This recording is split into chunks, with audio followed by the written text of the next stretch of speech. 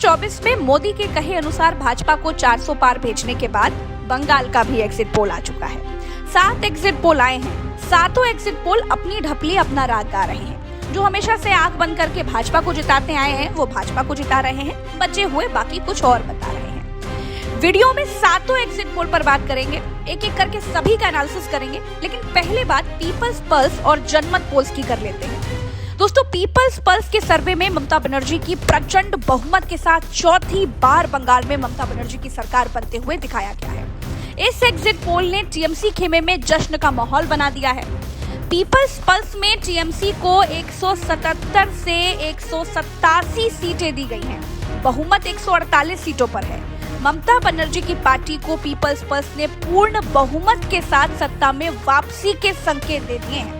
वहीं इस exit poll में बीजेपी को 95 से 110 सीटें लाते हुए दिखाया गया है। पिछली बार दोस्तों बंगाल में बीजेपी 77 सीटें लाई थी।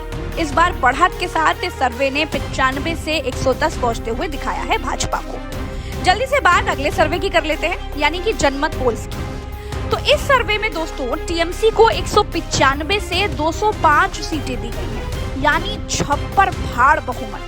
अगर ये आंकड़े सही साबित हो जाते हैं तो इसका मतलब है कि भ्रष्टाचार के आरोपों और एंटी इनकम्बेंसी के बावजूद ममता बनर्जी का महिला कार्ड और लक्ष्मी भंडार जैसी तमाम योजनाएं बीजेपी के परिवर्तन के नारे पर भारी पड़ रही हैं। पिछली बार टीएमसी 294 सीटों में 214 सीटें जीती थी। जनमत पोल्स के मुताबिक ममता बनर्जी पिछली बार से नीचे आती हुई दिखाई दी हैं, लेकिन फिर भी प्रचंड बहुमत के साथ दूसरे सर्वे में भी वापसी करती हुई दिख रही है। अब बात आगे के सर्वे की भी कर लेते हैं। आगे जितने सर्वे हैं सब कंफ्यूजन से भरे हुए हैं। कोई 10 सीटों से ममता बनर्जी को सरकार से बाहर करता हुआ दिखाई दे रहा है, कोई 4 सीटों से ममता बनर्जी को सरकार से बाहर कर रहा है, कोई 10 सीटों से भाजपा को लेकर के आ रहा है, कोई 20 सीटों के साथ भाजपा को ला रहा है, कोई डरते डरते भाजपा की सरकार बना दे रहा है, कोई नमक का पूरा कर्ज अदा करके प्रचंड बहुमत के साथ सत्ता में भाजपा को बिठा भी दे रहा है।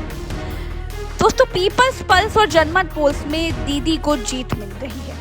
वहीं मैट्राइज और प्रजा पोल बिल्कुल उल्टी तस्वीर दिखा रहे हैं। बीजेपी को 146 से 168 सीटें दी गई हैं।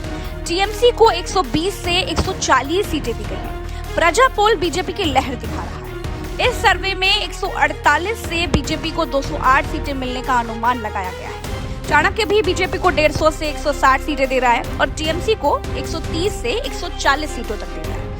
पी मार्क अपने सर्वे में बीजेपी को 150 से 175 सीटें दे रहा है।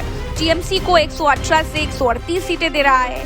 पोल डेयरी बीजेपी को 142 से 171 सीटें दे रहा है। समझ रहे हैं आप ना दोस्तों, इतना बड़ा मार्जिन 142 से 171 यानी 29 सीटों का मार्जिन, मतलब इससे अच्छा तो ये सर्वे करते ही ना। खैर, इस एग्जिट पोल ने टीएमसी को 99 से 127 सीटें दी हैं। सबको कुछ ना कुछ देना था, सबको अपना अपना नाम 4 दिन के लिए भुनाना था, इसीलिए कुछ ना कुछ दे दिया गया है। ये सर्वे नहीं, सिर्फ वोटर के दिमाग से खेलने का एक तरीका है। दोस्तों, अगर सभी पोल्स का औसत निकालें तो एग्जिट पोल के मुताबिक टीएमसी को 142 सीटें मिलती हुई दिख रही हैं और बीजेपी को 145 सीटें मिलती हुई दिख रही हैं। यानी दोस्तों, पोल्स ऑफ पोल्स में बंगाल में किसी को बहुमत मिलता हुआ तो नहीं दिख रहा है।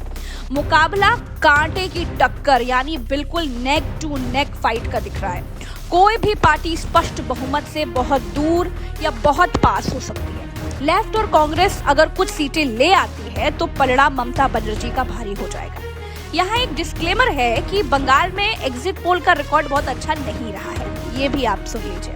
2021 में भी कई सर्वे भाजपा की सरकार बनवा रहे थे, लेकिन जब ईवीएम खुली तो दीदी ने 213 सीटें जीतकर सबको चौंका दिया था।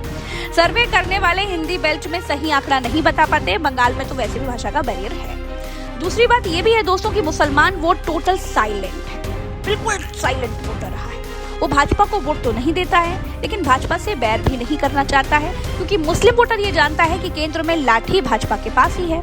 दूसरी बात दोस्तों, एसआईआर ने क्या खेल किया है इसका तो अभी भी सस्पेंस बना हुआ है। आप सबको इंतजार है 4 मई के नतीजों का। क्या दीदी चौथी बार सत्ता का शिखर छुएंगी या इस बार कमल का जादू चलेगा?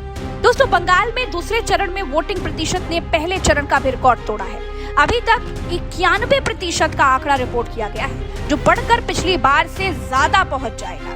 बंगाल में भाजपा ने चुनाव केंद्रीय एजेंसियों के दम पर लड़ा है। चुनाव आयोग से लेकर अर्धसैनिक बल तक सब भाजपा के साथ थे। दूसरे चरण में भाजपा नेता नॉर्थ 24 परगना जिले में अर्धसैनिक बलों की सुरक्षा लेकर टीएमसी के कार्यकर्ताओं को पीट रहे थे, सोचिए।